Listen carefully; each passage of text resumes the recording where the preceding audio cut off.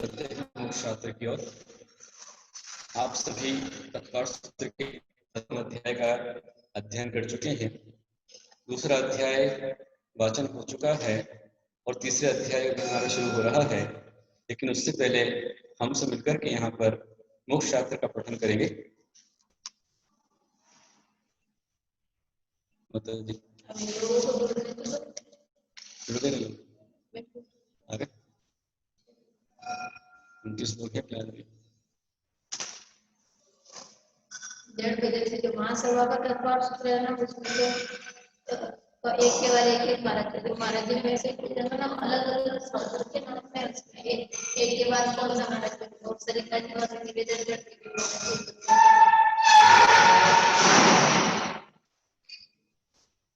तो आप बोलो में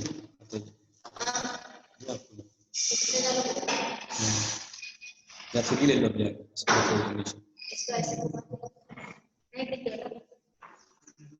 आप उधर बैठे हो, लाइट आई, उस तरफ बैठो तो आएगी। आप उधर बैठे हो सब।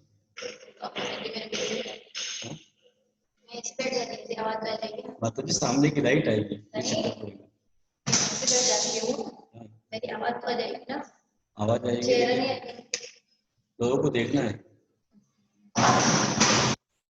मेरे मोबाइल पर फोटो तेरे फटाफट काम हो जाएगी। कैसे करूँ? ऐसे पड़ेगा नहीं, आप उधर बैठ जाते हैं सामने। यूं कर मैं माता जी को दे रहा हूँ। हमारे माता जी अभी यहाँ पे तथा सबका वाचन करेंगे। इसमें दिख रहा है, इसमें दिखेगा। अब ये करूँगा तो आप हो जाएगा, लेकिन पूरा उजाला आपके ऊपर है। सामने की लाइट आई, सामने की लाइट पूरी आ रही है।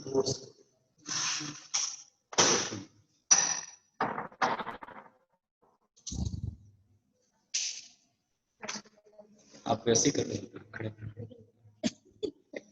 मोक्ष मार्ग नेतारं वेतारं परोपकृतां ज्ञातारं यशतत्त्वानां वन्दे गुरुर्लब्धे वैकाल्यं द्रव्यसर्गं नवपदसहितं षट्कायैश्च पञ्चान्ये च अस्तिकायां रसविधिगतिकानि चारित्रभेदा इत्येतन् मोक्षमूलं त्रिगुणमयते प्रोक्तमरद्विरीशे प्रत्येति प्रत्यदादि स्पृशति च मतिमाने सपे सुस्तदृष्टि चित्ते जयं प्रसिद्धे जो विराणाफलं मत्ते वन्दिता अर्हन्ति उच्चमानानां उज्ज्वलं निगुणं सारणं शरणं शरणान्तरितं तवाण्मानानामिडिया सम्यक् दर्शन ज्ञान चरित्राणि मोक्षमार्ग तत्त्वार्थसिद्धानं सम्यक् दर्शनं तन्निसर्गादधिकमत्वा जीवाश्रव बन्ध सोपनिर्णय मोक्षासक्तं नाम स्थापना द्रव्यभाव संन्यास प्रमाणैरधिगमः निर्देश स्वामित्व साधनाधिकरण स्थिति विधानतः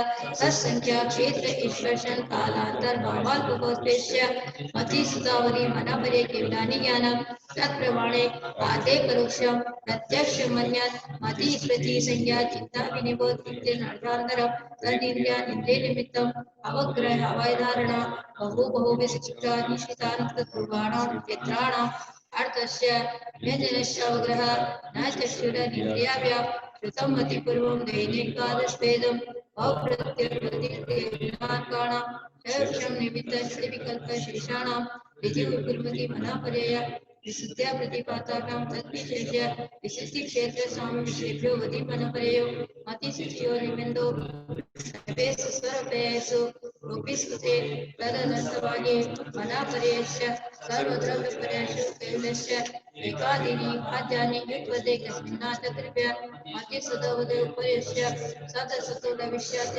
इच्छोपलब्धे गुणवत्वत् एकं सग्रह व्यवहारस्तुतसप्तसंपीडनं उदाहरया इति तत्पर्दात्मे मोक्षास्मे प्रथमोऽध्याय। नमो नमः। बोले जिनवाणी माता की जय। तत्पर सूत्र ग्रंथ की जय। उमा समयाचार्य देव की जय। आचार्य श्री गुप्तीनंद जी देव की जय। हाँ, अब आप में से ये कमरे जो कैमरा है इसको हमारी तरफ सेट कर दीजिए।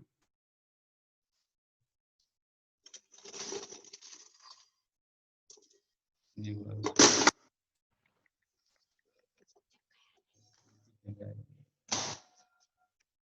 नहीं रहेगा, उस पर नहीं बैठेगा। कैसे नहीं सकता है?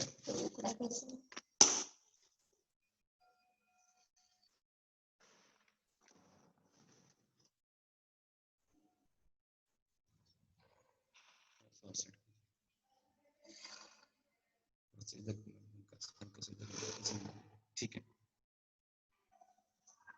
अभी आर्य आस्था श्री माता जी ने आपके समक्ष प्रथम अध्याय का सूत्र का वाचन किया।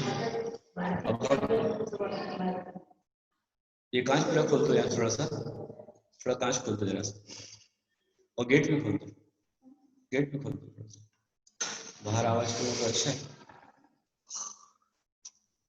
हम लोगों, आप और हम सब आज से मोक्ष शास्त्र का तीसरा अध्याय शुरू कर रहे हैं, और ये तीसरा अध्याय बड़ा ही महत्वपूर्ण अध्याय है। वैसे तो तत्वशास्त्र के 10 अध्याय बड़े महत्वपूर्ण हैं, इसलिए इसे जैन सिद्धांत की कुंजी कहा जाता है। जो सिद्धांतविद आचार्य थे, महान ज्ञानी आचार्य थे, उन्होंने जन जन को सरल सहज आनंद के साथ में सूत्र समझ में आ जाए और धर्म का उन्हें ज्ञान हो जाए, इस हेतु उन्होंने ये सूत्र दिए हैं। मैंने पहले आपसे कहा था कि पहले अध्याय में पहले से लेकर 4 अध्याय तक यहाँ पर जीव तत्व का वर्णन है। तो पहले अध्याय में सम्यक दर्शन की बात हो गई, सम्यक ज्ञान का विषय आ गया, प्रतिपादन हो गया। दूसरे अध्याय में जीव के 5 भाव, फिर उन 5 भावों के बाद में उसका गमन 5 शरीर, और 5 शरीर के पश्चात योनियां। अब आज से तीसरा अध्याय शुरू हो रहा है, तो तीसरे अध्याय में आपको मिलेगा जैन भूगोल, विश्व विज्ञान, सारा संसार किस प्रकार का बना हुआ है, कौन कहाँ रहता है, किस प्रकार से अपने अपने कर्मों के सफल प्राप्त करता है, ये सारा का सारा विषय तीसरे अध्याय में आने वाला है। यहाँ पहले एक सूत्र आया था, पहले अध्याय के किसका सूत्र था, भव प्रत्यय देव नारकाण, मतलब देव और नारकियों को अवधि ज्ञान होता है। और पहले भी सूत्र आ चुके हैं बहुत सारे। अच्छा, आप सभी लोग जो सुन रहे हैं, आपको मेरी आवाज क्लियर आ रही है? हाँ गुरुदेव, आ रही है। ठीक है, अच्छी बात।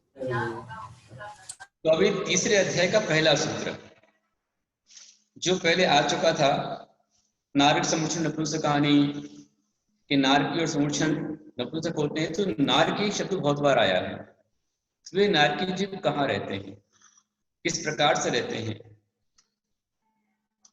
उन नारकी जीवों का विशेष वर्णन अभी तीसरे अध्याय के पहले सूत्र से शुरू हो रहा है। आप सुने हमारे साथ ध्यान से देवे। पहला सूत्र हमारे साथ बोलिए, रत्न शर्करा बालुका पंक धूम तमो महातमः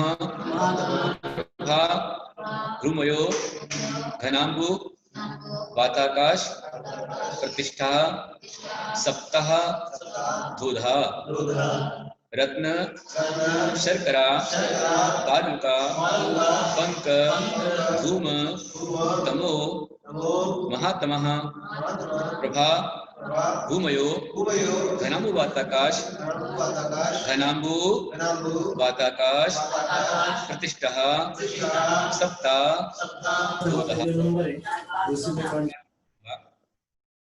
की जो सूत्र है, इसमें बताया गया है कि नीचे अधोलोक में 7 पृथ्वियां हैं। पहले हम ये जाने कि लोक के 3 भाग हैं, अधोलोक, मध्यलोक और ऊर्ध्वलोक। उसमें जो अधोलोक है, यह वेत्रासन के समान है। जैसे आपके यहाँ पर बैठ की कुर्सियां होती है ना, बैठ से बनी हुई कुर्सियां,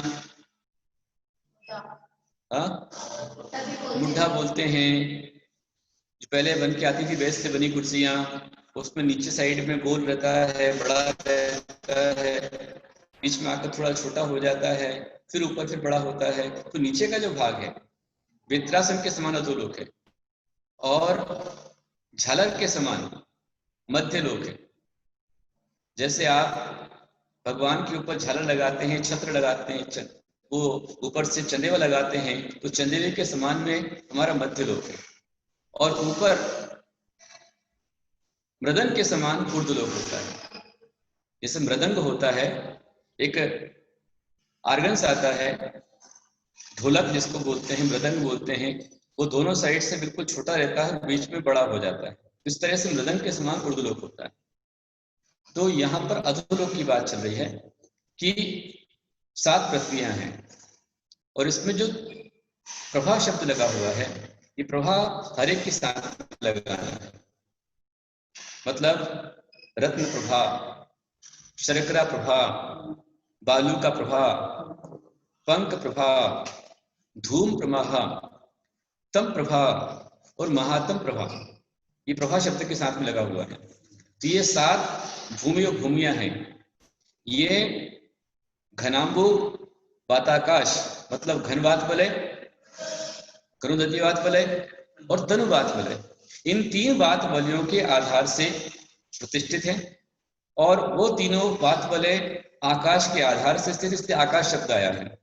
और आकाश अपने आधार से स्थित है। आकाश के लिए कोई आधार की आवश्यकता नहीं है। आकाश आधार भी है, आकाश आधेय भी है। तो आकाश द्रव्य सब जगह फैला हुआ है।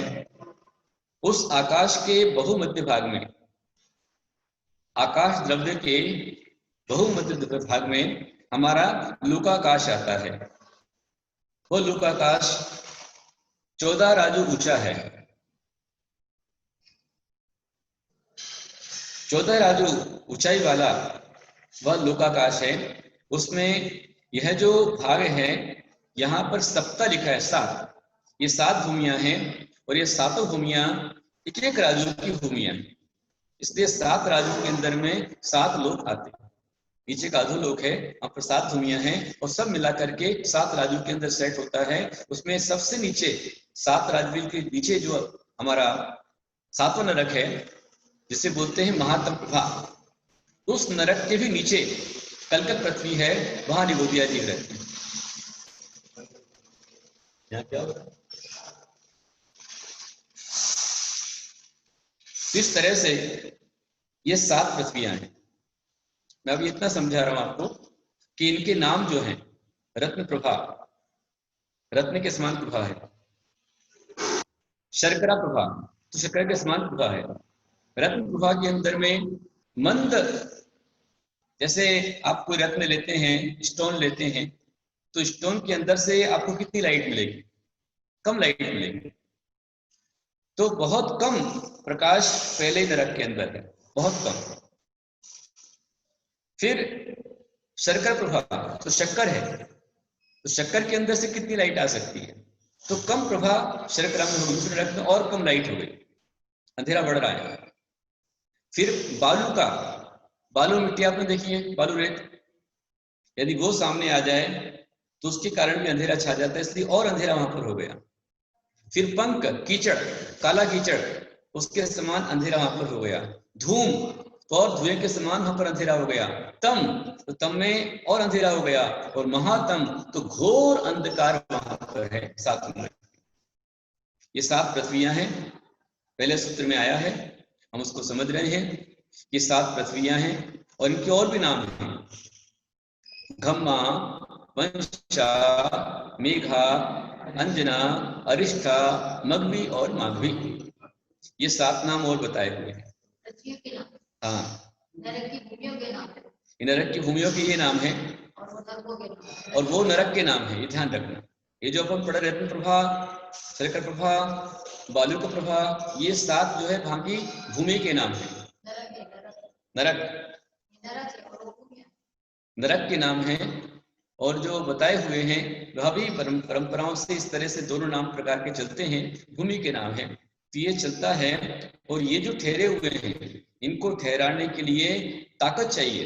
तो हर एक जो नरक है उसके बीच में ये पटल आते हैं। उन पटलों में घन वात वलय, घन मतलब मोटा, वात मतलब वायु का वलय वहां पर होता है। और उसके बाद में घनोदधि वात वलय होता है और उसके बाद तनुवात वलय होता है। तो सबसे स्ट्रांग तनुवात वलय है और उसके बाद घनोदधि और घन। तो नरक में पहले आएगा, सबसे नरक को टच करता घनवात वलय, उसके नीचे घनोदधिवात वलय, उसकी तनुवात वलय। और ये सभी जो वलय हैं ये 20 हजार योजन मोटे हैं। अब योजन को आप समझ लीजिए, योजन जो होते हैं वो दो प्रकार का योजन होता है। दो प्रकार का योजन, एक होता है महायोजन, दूसरा होता है लघु योजन। समझ में आ रहा है आपको सबको? हम जो नापते हैं योजन, महायोजन और लघु योजन। तो महायोजन जो होता है, थोड़ा सा इसको और खोल दीजिए, वहां कांच खोल दीजिए थोड़ा। जो महायोजन होता है वह होता है 2000 कोष का एक महायोजन होता है। कितना? 2000 कोष का एक महायोजन। जो अकृत्रिम चीजें जितनी होती हैं उनका जो भी माप होता है महायोजन से होता है, और जो कृत्रिम है उसके लिए लघु योजन लगाया जाता है। और लघु योजन जो होता है वह 4 कोष का एक लघु योजन होता है।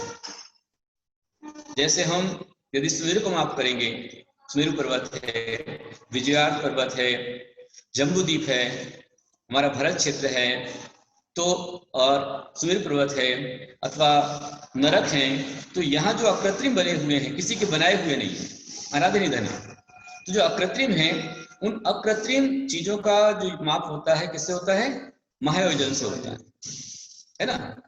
तो जैसे सुमेरु पर्वत की बात आती है अथवा हमारा जम्बूद्वीप आता है, तो जम्बूद्वीप जो है वो 1 लाख योजन के जम्बूद्वीप है। तो समझ लेना आप, उस 1 लाख योजन में यहां पर हम क्या पकड़ेंगे? एक योजन मतलब 2000 कोष का एक योजन पकड़ना। मतलब एक योजन में, महायोजन में, एक योजन में 6000 किलोमीटर हो जाता है। नोट कर लें आपको, या रिकॉर्ड कर लें, रिकॉर्ड हो रहा है यहाँ पर, आप यूट्यूब पर वापस सुन सकते, देख सकते हैं। तो महायोजन जो होता है वो 6000 किलोमीटर का एक महायोजन होता है, जबकि 12 किलोमीटर का एक लघु योजन होता है, लघु योजन। जब हम तीर्थंकर के समूषण की लंबाई चौड़ाई मापते हैं, या हमारे यहाँ के बने कृत्रिम मंदिरों का माप करते हैं, या भगवान की ऊंचाई को हम मापते हैं, या भोग में जीवों की ऊंचाई को मापते हैं, तो वहां पर कौन सा योजन लगाना? लघु योजन। इंसान में लघु योजन चाहिए, है ना। तीर्थंकर लघु योजन नहीं आएगा। जो भी कृत्रिम है, जो बना है और जो मिटने वाला है, विनाशिक है, नाशवान है, उस सब में लघु योजन से माप होगा। और जो अकृत्रिम है, किसी ने बनाया नहीं है और हमेशा रहने वाला है, कभी मिटने वाला नहीं है, ऐसे अकृत्रिम वस्तुओं के लिए महायोजन का माप होता है। तो हमारा जो अभी हम नरक की बात कर रहे हैं, जैसे मैंने कहा कि प्रत्येक जो वलय है, घनवात वलय, घनोदधि और तनुवात वलय, ये 20 हजार योजन मोटे हैं। तो यहाँ पर 20 हजार योजन में क्या लगाना आप? एक योजन में 6000 किलोमीटर। समझ में आया? 2000 कोष का एक योजन पकड़ना है। अब ध्यान रखें कि जो कोष होता है वो 2 माइल का एक कोष होता है। 2 माइल का एक कोष होता है, और 3 किलोमीटर का एक कोष होता है। हाँ, 1.5 किलोमीटर का 1 माइल पकड़ना है। 1.5 किलोमीटर का 1 माइल, इसलिए 2 माइल का एक कोष जब हो रहा है तो एक कोष में 2 मील पकड़े जाएंगे, एक कोष में 3 किलोमीटर पकड़ा जाएगा। समझ में आ गया आपको? तो अभी यहाँ महायोजन की बात चल रही है। तो महायोजन में जो व्यवस्था होती है, यहाँ पर महायोजन के अंदर में 2000 कोष का मतलब 6000 किलोमीटर का एक योजन पकड़ना। तो पकड़ लीजिए आप, ऐसे मोटे मोटे वात वलय हैं, उन वात वलयों के आधार से ये 7 पृथ्वियां होती हैं। अभी हमने इतना समझा पहले सूत्र में। नीचे जो वात वलय है, ये जो नीचे नरक होता है, वो नरक तो होता है 7 राजू चौड़ा, समझ में आ रहा है? ये 7 राजू चौड़ा और ऊंचाई में भी 7 राजू है, लेकिन वो इस तरह आता है 7 राजू। 7 राजू ऐसा बनता है, यहां बड़ा है और यहां जाकर के छोटा हो गया है। लेकिन इन सारे नीचे के अधोलोक में सब जगह नारकी जीव नहीं है, ये भी हम जान के चले। एक बात ध्यान रखना, नारकी जीव कहां पर है? तो नारकी जीव कौन है? त्रस है कि स्थावर है? अपने क्या पढ़ा था?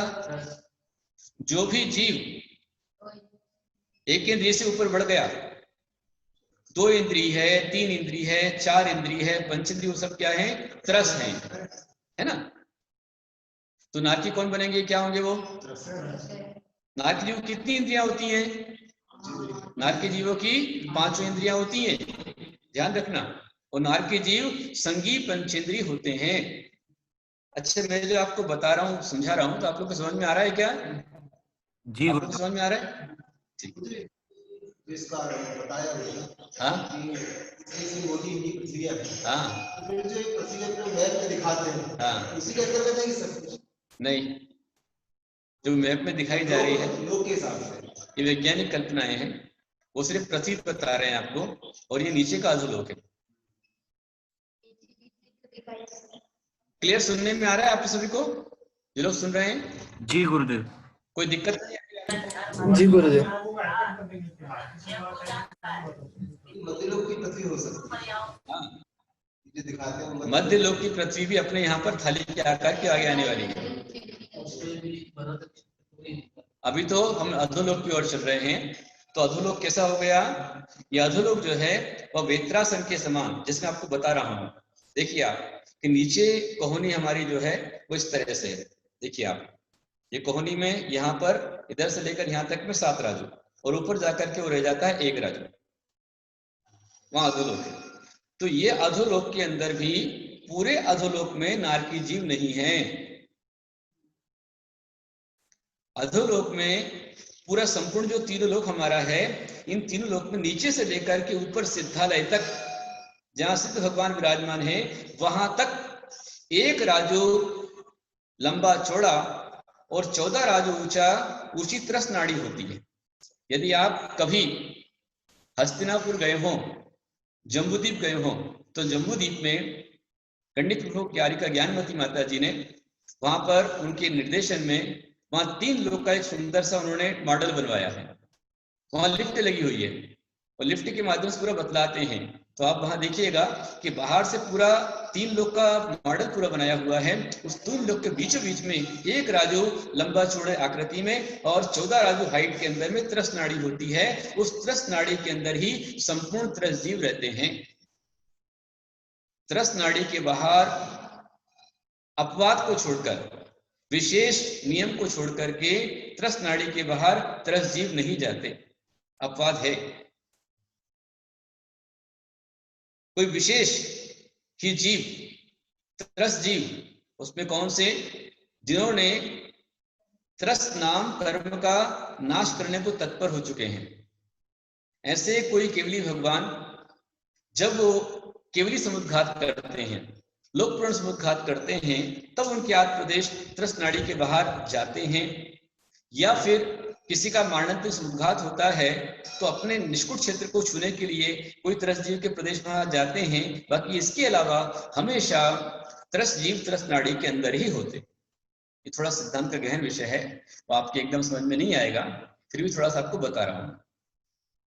तो अभी अपन ने यहां पढ़ा कि पहला जो सूत्र है, इसमें बताया गया कि जो त्रस जीव, जो नारकी जीव हैं, वो कहां पर रहते हैं? तो नीचे 7 पृथ्वियां हैं। उन 7 पृथ्वियों के नाम यहां पर आ गए।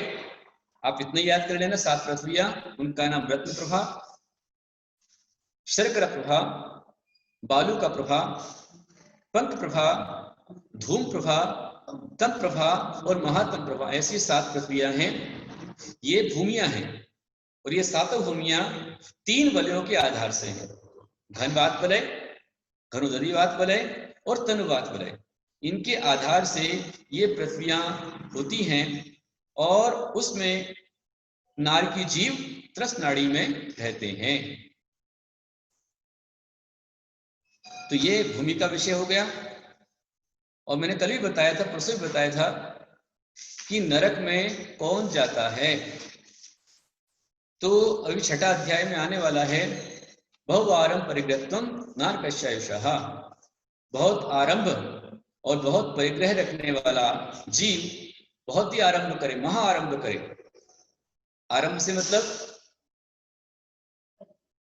एक दुकान अच्छी खासी चल रही है, एक फैक्ट्री चल रही है, परंतु संतोष नहीं है और 4 फैक्ट्री खोलना है, 10 फैक्ट्री खोलना है, यहाँ फैक्ट्री वहां, जितना महाआरंभ है और बहुत परिग्रह, अधिक परिग्रह भी नरक में लेकर के जाता है। महाहिंसा नरक में लेकर जाती है।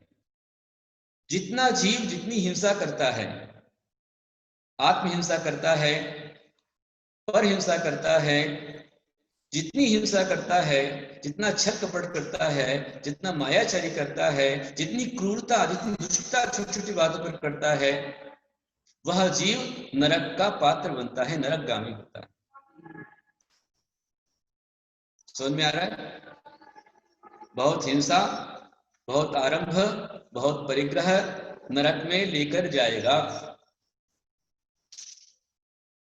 इसलिए पुनः मैं आपसे कहना चाहता हूं, कोशिश कीजिए, प्रयास कीजिए कि अपने द्वारा कम से कम हिंसा हो, खोटी भावनाएं ना करें, दुष्ट भावनाएं ना करें। किसी को भी कितनी परेशानी आपको किसी से हो, कभी उसको जान से मारने की भावना मन में लेकर के ना आवे। मैं इसे मार डालूंगा, इसका मर्डर कर दूंगा, इसकी हत्या कर दूंगा या अपनी आत्महत्या कर लूंगा, ये सब नरक गति के परिणाम हैं, नीच परिणाम हैं। इन परिणामों से हमें बचना चाहिए और समझना चाहिए। तो ये नरक का हो गया। अब आगे सूत्र अगला आ रहा है कि नरक में कितने बिल हैं, वहां पर क्या है, इसमें आ रहा है। चलेंगे आगे। तासु त्रिंशत् पंचविंशति पंचदश दश त्रि पंचो नेक नरक शत सहस्राणि पंचचैव यथाक्रमम्। तासु त्रिंशत् पंचविंशति पंचदश दश त्रि पंचोनैक नरक शत सहस्राणि पंचचैव यथाक्रमम्। इसका अर्थ यह हुआ, तासु मतलब उन पृथ्वियों में, वहां पर क्या है, तो बिल हैं।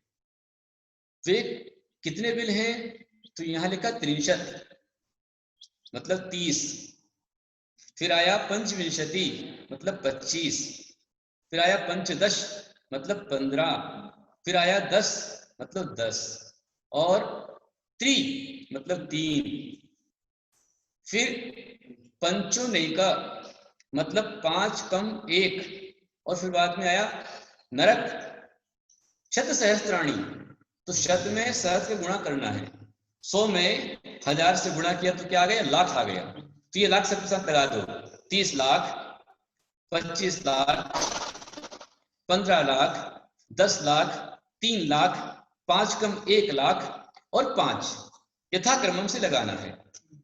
तो पहले नरक में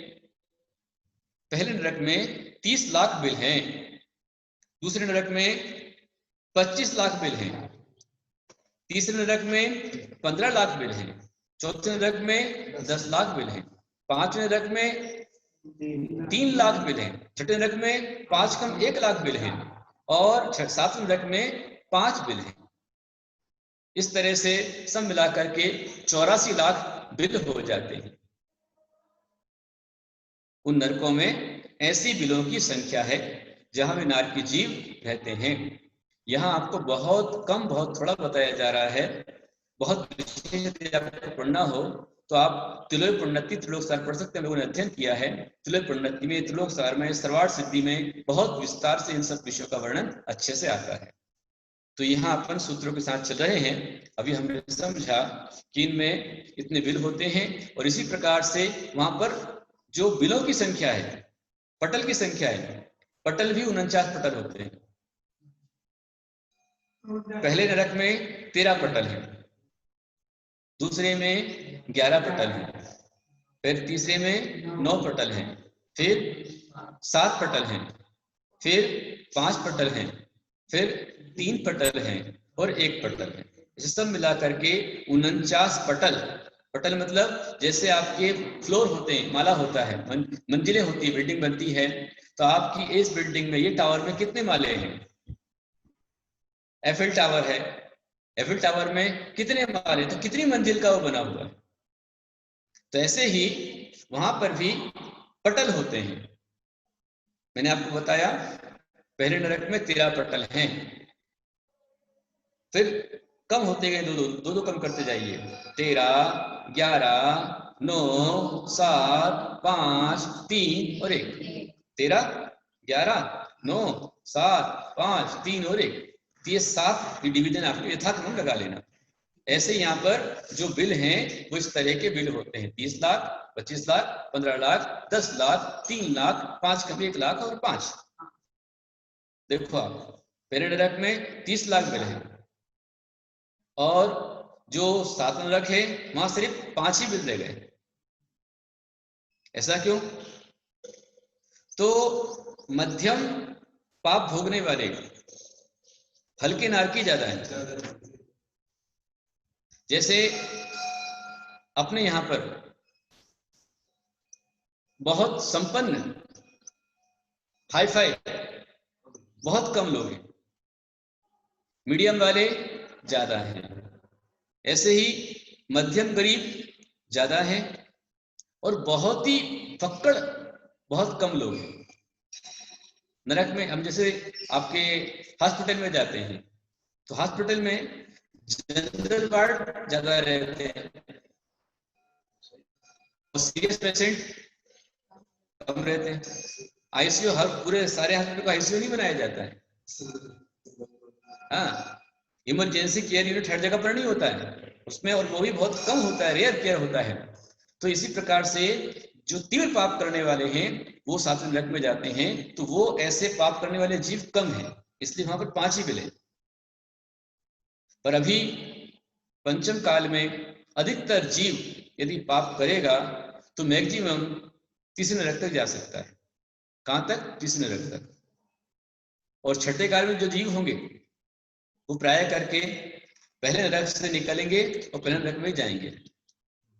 हाँ, छठा काल जो आएगा आगे, इसलिए बार बार आपसे कहता हूं, जो आचार्य शांत सागर जी गुरुदेव ने कहा है, हमारे आचार्य ने कहा है कि भव्यानो भ्यू न का संयम धारण कर। मराठी भाषा में उन्होंने कहा, हे भव्यात्माओं डरो मत, संयम धारण करो।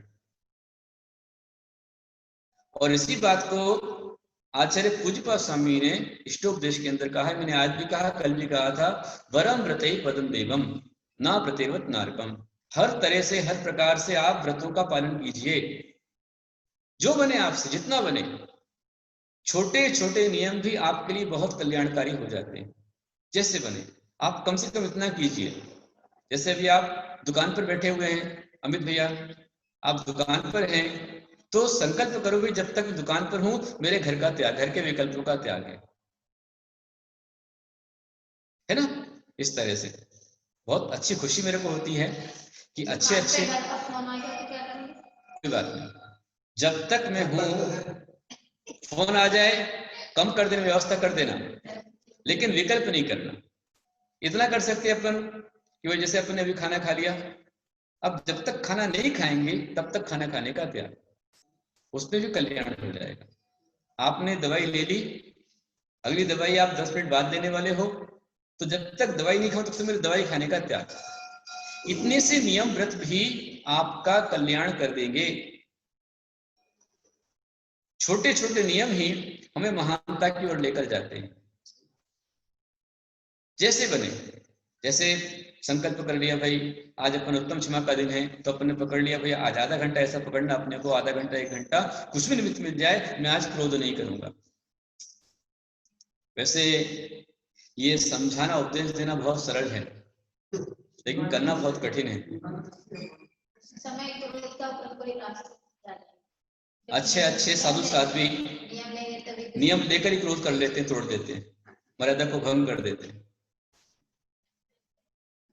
यहाँ नियम लिया और वहां टूट गया, कोई मतलब नहीं है। नियम का दृढ़ता के साथ पालन किया जाए तो ही वो नियम होता है।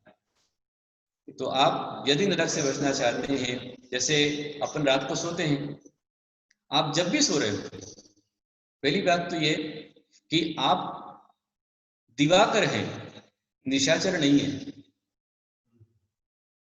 हम लोग सब सूर्यवंशी हैं, चंद्रवंशी नहीं है। चंद्रवंश अच्छा था, लेकिन कहने का तात्पर्य यह है कि हमारे जो भी व्रत होते हैं दिगंबर जैनों में, वो कोई भी व्रत के अंदर में ऐसा नहीं होता है कि दिन भर भूखे मरो और रात में जाकर खाओ पियो, ऐसा नहीं होता है ना। जो भी नियम पालन करते हैं, तो जो नियम दिन का है, मान लो दिन में यदि आप 2 बार 10 बार भी खाए चलेगा, पर रात में बिल्कुल नहीं खाना, ये हमारे यहाँ चलता है। रात्रि भोजन का त्याग होता है। तो मैं बहुत ज्यादा नहीं कह रहा हूं आपसे सिर्फ इतना कहना चाहता हूं कि आप जितने महानुभाव हैं, वो सब के सब इतना संकल्प करो कि जब तक मैं सो रहा हूं तब तक मेरे भोजन पानी का त्याग है। रात को सोते समय रोज नियम संलेखना लेकर के सोना। क्या संलेखना? कि मैं जब तक सो रहा हूं तब तक स्व आत्म द्रव्य को छोड़कर अन्य संपूर्ण पर द्रव्यों का त्याग है। शरीर के प्रति मेरा मोह नहीं है। तन पर जो आपके परिग्रह हो, कपड़े हो, उनको छोड़कर अन्य सब परिग्रहों का है, सब भाई का वही। कोई आपका ले नहीं रहा है, कोई आपको उठा नहीं रहा है, छुड़ा नहीं रहा है। लेकिन जब तक हम सो रहे हैं तब तक यदि हम त्याग करते हैं आहार पानी का, तो इतने त्याग में भी आप सदगति के पात्र बन जाएंगे। रात को जग पास में लेकर के सोना कोई समझदारी नहीं है। कई लोग ऐसे होते हैं कि रात को जग बिल्कुल पानी का पास में लेकर के सोते हैं, सोते सोते नींद खुलती है, प्यास लगती है और आंख बंद में ही जग उठाते हैं और पानी पी जाते हैं। और कई बार उन बंद आंखों से पानी पीने पर उसको कीड़ा वीड़ा हो वो भी अंदर चला जाता है। और एक बात ध्यान रखना, विशेष करके साइंस के अनुसार यदि आप रात को पानी पीकर सोते हैं तो सबसे अधिक आपके कान उससे डैमेज होने की संभावना रहती है। और ये डायरेक्ट इस तरह से पानी पीना, यह भी आपकी श्वास नली के लिए हानिकारक है। जैसे हम साधु लोग कर पात्र में पानी पीते हैं, ऐसे आपके पास पात्र है, गिलास है, कटोरी वगैरह है, उसके साथ पानी पिया जाए वहां तक ठीक है।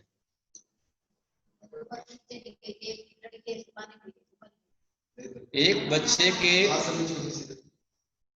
उसने ऊपर से पानी पिया और जब पीते हैं तो कई बार आंखें बंद हो जाती हैं और पानी के साथ मधुमक्खी चली गई। मधुमक्खी ने यहाँ पर श्वास नली में काट लिया। श्वास नली में काटने के साथ में ही वो श्वास नली फूल गई, सूज गई। सूजन आने पर श्वास नहीं ले पाया और बच्चा मर गया। तो बचना चाहिए। आप महान सौभाग्यशाली हैं। 7 अरब लोगों में, पूरे वर्ल्ड में जो अभी हैं, हमारे भारत क्षेत्र में जो वर्तमान वर्ल्ड अपन कहते हैं, विश्व कहते हैं, इसमें 7 अरब लोगों में आप महासौभाग्यशाली हैं कि आपको बड़े सौभाग्य से जैन कुल मिला है, दयामय धर्म मिला है, जिन धर्म मिला है, और आपको त्याग और वैराग्य का संदेश देने वाले त्यागी गुरु मिले हैं जो स्वयं त्याग करते हैं और त्याग का मार्ग दिखलाते हैं। और त्याग ही जीवन की उन्नति में कारण है। अभी हालांकि 10 धर्म में प्रवचन आएगा तब मैं उत्तर त्याग की बात करूंगा, परंतु यदि नरक से बचना है तो परिग्रह कम से कम रखिए, आरंभ कम से कम कीजिए, जो आवश्यक है उतना कीजिए, अनावश्यक मत कीजिए। यदि हमारे घर में शादी एक श्रीफल के अंदर हो सकती है तो क्यों हम इतना आडंबर दिखलाते हैं, क्यों इतना आरंभ करते हैं? एक बच्चे की शादी के अंदर में कर्जा लेकर के, लोन लेकर के लाखों करोड़ रुपए हम बर्बाद कर देते हैं। 50-40 लाख की बात तो छोड़ दीजिए, करोड़ों में बात चलती है। हमने सुना है कि जो मुकेश भाई अंबानी है, उसने अपनी बेटी की शादी की, बेटे की शादी की, और एक शादी के अंदर लगभग 300 करोड़ रुपया शादी में लगा दिया। तो शायद 3 साल नहीं चली।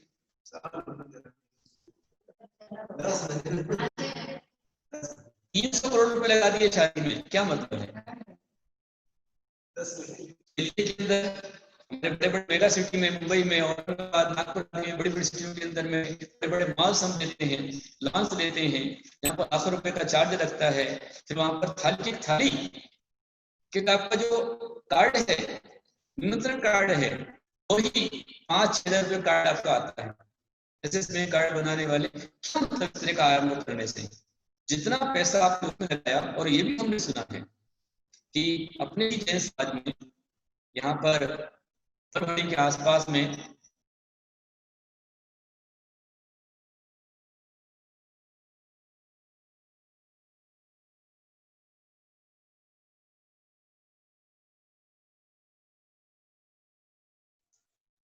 आप सब लोग बने रहिएगा।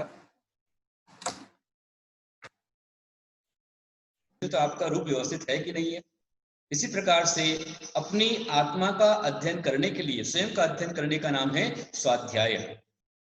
तो मेरा आपसे कहना है कि नरक से बचना है तो बहुत आराम, बहुत परिग्रह नहीं होना चाहिए। देखिए आप, पहले भाव नरक होता है, बाद में द्रव्य नरक होता है। जैसे कोई आर्किटेक्ट, कोई इंजीनियर जब कोई नक्शा बनाता है, जैसे कोई ब्रिज बनाता है, तो पहले अपने दिमाग के अंदर एक मॉडल बनाता है, भाव चित्र बनाता है, बाद में फिर उसको अपने कंप्यूटर के माध्यम से उसकी डिजाइन बनाता है, फिर बड़ा आकार देता है।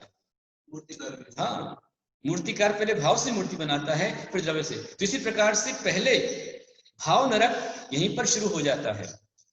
जो खूब हिंसा करते हैं, खूब आरंभ करते हैं, खूब परिग्रह इकट्ठा करते हैं, छल कपट, मायाचारी, हिंसा, राग, जो छोटी छोटी बातों में हाथ उठा लेवे, मारने को तैयार हो जावे, वो सब नरक के पात्र हैं, दुर्गति के पात्र हैं। फिर हम चाहे कितना भी धर्म कर लेवे, हमारा सारा धर्म कर्म बेकार हो जाता है। किसी भी निमित्त से भगवान पार्श्वनाथ को तो कितना संकट आया। भगवान पार्श्वनाथ को हर बार उस कमठ ने आकर के उनके प्राण ले लिए, पर उन्होंने अपनी समता नहीं छोड़ी। उन्होंने कहा कोई बात नहीं, तुम्हें प्राण ले सकता है, ये मेरा अपना कर्म है, लेकिन मेरा धर्म मुझसे नहीं छीन सकता, मेरा रत्नत्रय मुझसे नहीं छीन सकता। इसलिए वो पार्श्वनाथ बन गए। और हम पार्षद बनने की बात करें, काम कमठ वाले करेंगे तो कैसे होगा? ये बहुत अच्छा फार्मूला है ना। हाँ, निमित्त बुद्धि के जो लोग रहते हैं वो कभी अपने उपादान को दोष देते हैं। मतलब निमित्त बुद्धि वाले नहीं बनना चाहिए, उपादान का दोष होता है, अपने कर्म का दोष। धर्म कहता है, अनेकांत कहता है, अपने में सुधार करो। मैं आपको छोटी छोटी बातें बता रहा हूँ कि रात को हम सो रहे हैं तो सोते समय हम आहार पानी का त्याग कर दें। जब तक सो रहे हैं तब तक आहार पानी का त्याग। इससे अपनी बॉडी की रिकवरी होती है, अपने शरीर में सर्विसिंग शुरू हो जाती है। उन बॉडी को रेस्ट जब मिलता है तो उससे उनकी रिकवरी होती है, उनका हेल्थ अच्छी, स्वास्थ्य अच्छा होता है, आयु अच्छी बनती है, और उसके साथ में अपने पाप का नाश होता है। और यदि आपने 100 साल की आयु पाई और 100 साल में यदि आपको रात को सिर्फ 6 घंटे भी आपने भोजन पानी का त्याग कर दिया तो आप कम से कम 25 साल के उपवास का फल आपको मिलेगा। ये महान फल होता है। आज मैंने सवेरे 5:30 बजे आप लोग को ध्यान करवाया था, और मुझे खुशी है कि आज सुबह के ध्यान में काफी लोग उसके अंदर थे। सुबह 5:30 बजे डॉट ध्यान था, ध्यान प्रातः ध्यान विधि, उसमें आपको देहानुप्रेक्षा, लोकानुप्रेक्षा कराई गई थी, अंकन्यास आपके लिए कराया गया था। और अभी समय हमारा है बाकी थोड़ा सा, हम आगे चलेंगे, लेकिन ठीक 5 बजे स्वाध्याय खत्म हो जाएगा और 5:30 बजे आप अपना तैयार रहें। तो उस समय पर आपके लिए विशेष रूप से ध्यान, प्रतिक्रमण, सामायिक आदि कराया जाएगा सांझ के समय। ये 10 दिन आपको पूरा ध्यान रखना है कि हमें आत्म कल्याण में लगाना है, इसलिए शिविर रखा हुआ है। आप घर में रहकर भी शिविर के लिए, शिविर मतलब क्या हुआ, इसका नाम हमने दिया है रत्नत्रय श्रावक संस्कार ध्यान साधना शिविर। इंग्लिश में कहते हैं camp, the camp for soul meditation, आत्म ध्यान का शिविर। तो शिविर का मतलब क्या है? शिव प्लस इर, मतलब जो हमें मोक्ष की ओर ले जाए उसे शिविर कहते हैं। जो हमें उत्थान की ओर ले जाए, शांति की ओर ले जाए, आनंद की ओर ले जाए, उत्थान की ओर ले जाए, उसका नाम होता है शिविर। और ये शिविर, इसका नाम है रत्नत्रय श्रावक संस्कार ध्यान साधना शिविर। तो इसमें आपको रत्नत्रय की आराधना करनी है। रत्नत्रय में क्या क्या आता है? देव, शास्त्र, गुरु। तो हम सवेरे सवेरे उठ करके पहले पंच परमेष्टि का ध्यान स्मरण करते हैं। फिर इसके पश्चात आज 5:30 बजे जो लोग आए थे वे एक दूसरे को शेयर करें कि आपने क्या सीखा उस 5:30 बजे के शिविर के अंदर में। मैंने 5:30 बजे के शिविर में आपकी हथेली में तीनों लोग खड़े कर दिए, तीनों लोग की रचना आपको बताई, नव देवताओं की रचना बताई, 3 लोग के कृत्रिम कृत्रिम चैत्यालयों की रचना 5:30 बजे के ध्यान में आपको बताई गई, नव देवताओं की स्थापना इसके अंदर बताई गई और आपके लिए वज्र पंजर स्तोत्र आपको बताया गया कैसे आपको अपने ऊपर वज्र पंजर बनाना है। इसलिए जो आज नहीं ले पाए लाभ, कल सुबह 5:30 बजे बिल्कुल तैयार रहे। रोज 10 दिन, मैं मात्र 10 दिन ही कराऊंगा मैं आपको, क्योंकि उतनी भी आपकी कैपेसिटी होनी चाहिए। हम लोग तो रोज करते हैं। यदि आपको हम 5:30 बजे ध्यान कराते हैं तो उसके पहले हम स्वयं रात को 3 बजे उठकर तैयार होते हैं। 3 बजे से उठ करके अपना सामयिक करना, स्वयं का ध्यान करना, प्रतिक्रमण करना, उसके पश्चात फिर आपकी विधि आती है, फिर आपकी विधि करा के अपने शुद्धि आदि वगैरह पूरी करना, फिर 6:30 बजे वापस आपके लिए तैयार है। लोग सोचते होंगे अरे साधु बनने में क्या है, क्या रखा साधु बनने में? मूंड मुंडाई 3 गुना, मिट गई सर की खाज, खाने को लड्डू मिले और लोग कहें महाराज। साधु जीवन ये नहीं है। आप गृहस्थी में रह करके जितने काम आप करते हैं उससे कई गुना व्यस्तता साधु की रहती है। रोज सुबह से उठ करके 6 आवश्यक का नियम पालन करना है। समता, स्तुति, वंदना, प्रतिक्रमण, प्रत्याख्यान, कायोत्सर्ग, ये 6 आवश्यक दिन में 3-3, 4-4, 5 विभाग करने होते हैं। अपना भी करना है, संघ के लिए भी करना है और आपके लिए भी करना है। ये सारी क्रियाओं में निरंतर साधु व्यस्त रहते हैं, आत्म कल्याण भी करते हैं, जगत कल्याण करते हैं। इसलिए साधु का दर्शन पुण्य स्वरूप बताया है। तो जो साधु के दर्शन कर रहे हैं, यदि नरक से बचना है तो एक काम जरूर करते रहना। नरक से बचने के लिए हमेशा निरंतर आप दान करते रहना। कुछ भी नहीं कर पाओ दान करते रहना। यदि आप आहार दान भी करते रहे तो आहार दान करने वाला नियम से नरक में नहीं जाएगा, आहार दान देखने वाले नियम से नरक में नहीं जाएगा। और जो नरक में जाने वाला है वो ना आहार दान दे पाएगा ना आहार दान देख पाएगा।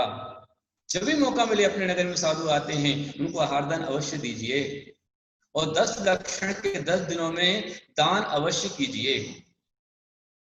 इसकी प्रेरणा इसलिए दे रहा हूं मैं कि 10 लक्षण में जो जितना अधिक से अधिक अपने भावों से, भावों की उज्ज्वलता शक्ति अनुसार दान करता है, दान ही दुर्गति का नाश करता है, जीवन का उत्थान करता है। नरक से बचना है तो हम 10 लक्षणों में नियम का पालन करें, संयम का पालन करें। और मात्र 10 दिन नहीं, कुछ नियम हमारे ऐसे होने चाहिए जो आजीवन चले। यदि आप छोटे से नियम भी लेते हो तो ये नियम आपको नरक में नहीं जाने देंगे। देखिए आप नरक में क्या होता है। सूत्र नंबर 3 आ रहा है, नरक में है क्या? सूत्र नंबर 3 हमारे साथ बोलिए। नारका, नित्या, शुभतर, लेश्या, परिणाम, देह, वेदना, विक्रिया। नारका, नित्या, शुभतर, लेश्या, परिणाम, देह, वेदना, विक्रिया। नरक में क्या है? वो नारकी जीव जो है वहां पर नित्य मतलब एवरी टाइम, ऐसा नहीं कभी झगड़ा हो गया तो गुस्सा आ गया, ऐसा नहीं। हमेशा 5 प्रकार से अशुभ काम करते हैं। अशुभतर, अशुभ नहीं है, अशुभतर है। अशुभ, अशुभतर, अशुभतम। तो नित्य अशुभतर लेश्या उनकी होती है, अशुभतर परिणाम उनके होते हैं, अशुभतर देह उनकी होती है, अशुभतर वेदना उनकी होती है और अशुभतर विक्रिया उनकी होती है। इसलिए अशुभ सबके साथ लगा लेना, अशुभतर।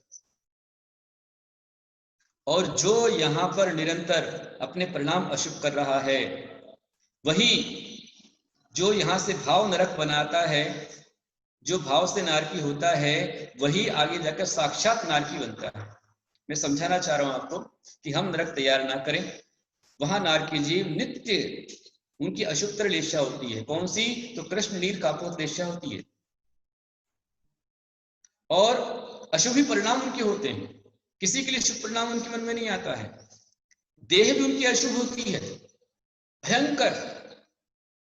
राक्षस को आपने देखा होगा, ये रामायण कृष्ण वगैरह दिखलाते हैं विक्रिया बना करके, उससे भी विकृत खतरनाक उनकी देह होती है। उनको वेदना जो होती है अशुभतर वेदना होती है। उनकी विक्रियाएं भी जो होती हैं, वो कभी बनेंगे तो वो तलवारी बनेंगे, अग्नि बनेंगे, भाले बनेंगे, जानवर बनेंगे, लेकिन कभी अच्छी विक्रिया नहीं कर पाएंगे, अच्छे रूप नहीं ले पाएंगे। अशुभतर वेश्या है, पांचों अशुभ है। परिणाम से यहाँ पर लिया है स्पर्श रस गंध वर्ण को। वहां जो परिणाम मिलेंगे उनको हमेशा, जब नरक में जाता है जीव तो बतलाते हैं कि पहले नरक में जब जीव जाता है वहां पर, और वहां जो बिल बने हुए हैं तो किस प्रकार से बने आप देखिए। जैसे हमारी सीलिंग है, छत है, तो छत के ऊपर हमने पंखा लगाया हुआ है, पंखा लटका हुआ है। इसी प्रकार से वहां नरक में ऊपर जो बिल हैं, बिलों के ऊपर में वहां पर आकृतियां बनी हुई हैं। कैसी आकृतियां? तो जैसे भेड़िया, कुत्ता, शुअर, शेर, ऐसे जो अशुभ जानवर हैं, खूंखार जानवर हैं, उनकी मांसाहारी जानवरों की आकृतियों के बिल बने हुए हैं। और उन बिलों में ये नारकी जीव, जो जीव जाता है वहां पर जन्म लेता, अंतर मुहूर्त में जन्म लेते ही उसका शरीर बन जाता है और वहां ऊपर से नीचे की ओर गिरता है। पेरेंट रक में जब गिरता है तो पेरेंट रक में इतना भयंकर दुख पाता है। कितना पाता है? अपने 6 डाला के अंदर पड़ा है कि तहां भूमि पर सद दुख इसो, बीछू सहस डसे नहीं तिसो। अर्थात मां की भूमि का स्पर्श करते ही इतना दुख उनको होता है कि 1000 बिच्छू एक साथ काट लेवे, उनका जो दर्द है उससे कई गुना दर्द पीड़ा मां की भूमि के स्पर्श से होती है। अब जिसको बिच्छू ने काटा वो जानता क्या दर्द होता है, जिसने नहीं काटा, जिसको नहीं काटा वो क्या जानेगा बिच्छू का दर्द। और जब बिच्छू काटता है उससे 1000 गुने बिच्छू के दर्द की वहां पर स्थिति बनती है। ऐसी भयंकर वेदना नरक में होती है। पहले नरक में इस तरह की वेदना है कि वो सैकड़ों बार उछलता है, और वहां जब उछलता है तो योजन में उछलता है, कुछ ऊंचाई पर उछलता है। लेकिन 5वें 7वें नरक में जब जाता है वहां का जीव, तो धरती से 500 धनुष ऊपर की उछलता है, फिर नीचे गिरता है, फिर उछलता है, फिर नीचे गिरता है। ऐसे अनेकों बार गिरना पड़ना, उसका भयंकर दुख वेदना होती है। तो ये इस तरह से नरक में भयानक दुख है, कष्ट है, संकट है, वेदनाएं हैं। और भी आगे क्या होता है, आगे आने वाला है। अभी समय अपना हो चुका है, इसलिए आज इतना ही अपन रहने देंगे। आप सभी के लिए आपने बहुत मनोयोग से यहाँ पर क्लास को अटेंड किया। लगभग 100 के आसपास डिवाइस यहाँ पर तत्पर सूत्र का लाभ ले रहे हैं। जैन चैनल के माध्यम से ये कार्यक्रम चल रहा है। भारत शुद्ध दिगंबर जैन महासभा इस कार्यक्रम को आयोजित कर रही है और संपूर्ण भक्त लोग पूरे देश से लाभ ले रहे हैं। तो जितने लोगों ने अभी आप सुने हैं, इसको सुनते हुए आपके परिणाम में थोड़ी सी भी दया माया आ गई, आपने परिणाम में शुद्धि पाई, तो इतना ही आपका स्वाध्याय का लाभ आपको मिल गया। इतने स्वाध्याय से आपकी असंख्यात गुणी पापों की निर्जरा होती है और पुण्य का प्रकाश बनता है। तो ये विशेष फल आप पा रहे हैं। मेरा आप सभी के लिए बहुत सारा आशीर्वाद। कोई जिज्ञासा प्रश्न हो तो आप तथा सूत्र के चैट बॉक्स में आप डाल देवें, आपके प्रश्नों का उत्तर आपको प्राप्त हो जाएगा। अभी आप यहीं विराम लेंगे और उसके पश्चात पुनः 5:30 के पश्चात आप पुनः तैयार रहिए। तब आप व्हाइट ड्रेस में ध्यान करेंगे। आज की जो शाम की आरती की शुरुआत है, भगवान की आरती जो करेंगे, उसका विशेष पुण्यार्जन हमारे परम भक्त रविंद्र निहाल सिंह जी सेठी, जो कि ज्यादा मंडी औरंगाबाद में रहते हैं, एक बहुत अच्छे भक्त है रविंद्र सेठी। और जब भी साधु राजा बाजार में आते हैं, नियम से उनका चौका लगता है, अभिषेक पूजन करते हैं। स्वयं घर में गृह चैत्यालय है और कचनेर दूर गांव में, कचनेर क्षेत्र में जाकर के धर्म तीर्थ पे आकर जब कोई नहीं होता है तो वो आगे होकर के आहार दान देने को आते हैं। ऐसे रविंद्र सेठी आज का दीप प्रज्वलन करेंगे और आप सब भी भगवान की आरती करें। आज 24 की आरती होगी, तो आप सभी अपने अपने घरों पर दीपक लेकर तैयार रहें, व्हाइट कपड़ों में आप तैयार रहें। पहले हम अभी थोड़ी देर बाद प्रतिक्रमण करेंगे। श्रावक प्रतिक्रमण होगा, श्रावक प्रतिक्रमण होगा, फिर सामायिक होगी, ध्यान होगा, ध्यान के पश्चात फिर आप जो है भगवान की आरती अच्छे धूमधाम से करेंगे और आरती का लाभ लेकर के फिर आपको पुनः छोटा सा और जो